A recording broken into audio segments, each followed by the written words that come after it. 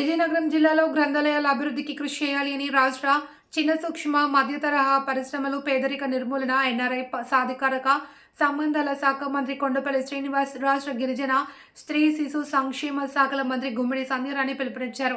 గ్రంథాలయాలను ప్రజలకు మరింత అందుబాటులోకి తీసుకురావాలి అని కోరారు. ఉమ్మడి జిల్లా గ్రంథాలయ సంస్థ చైర్పర్సన్ గా డొంకాడ రామకృష్ణ ప్రమాణ స్వీకారం చేశారు.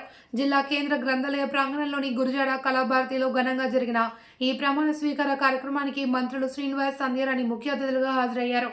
శాసనసభ్యులు పూసపాటి అతిథి విజయలక్ష్మి, గణపతిరాజు, బేబీ నయన, తోయక జగదీశ్వరి తదితరులు పాల్గొన్నారు.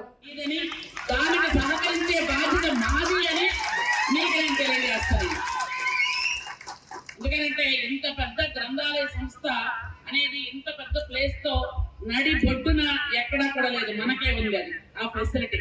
ఎందుకంటే ఇక్కడ చదువుకున్న వాళ్ళు ఎందుకు చెప్తున్నాను అంటే, నేను డిగ్రీ చదువుకున్నప్పుడు ఇక్కడికే వచ్చి చదువుకునేదాన్ని.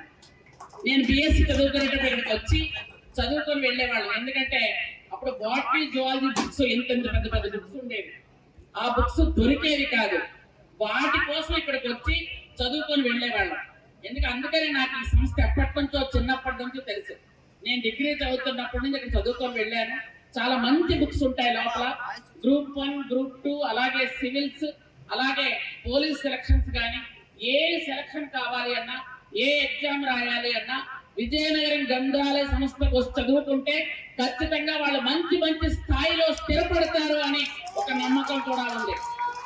మొన్న డిఎస్సిలో చూసుకున్నట్టయితే ఈ బయటంతా టెంట్లు వేసుకొని కూర్చొని చదువుకునే వాళ్ళ పిల్లలు టీచర్ పోస్టుల కోసం. ఎందుకంటే అలాంటి మంచి ప్లేస్ కూడా మీకుంది. దీన్ని డెవలప్ చేయాల్సిన అవసరం కూడా ఉంది. అలాగే బుక్స్ కూడా మంచి మంచి బుక్స్ తీసుకొచ్చి ఇక్కడ నిల్వ ఉంచాల్సినటువంటి అవసరం కూడా ఉంది.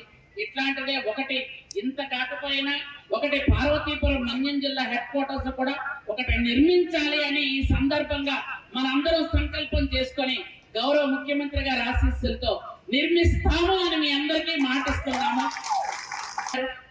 ఎన్నో బాధలు పడ్డారు, ఈరోజు గ్రంథాలయ సంస్థ చైర్మన్ అయ్యారు.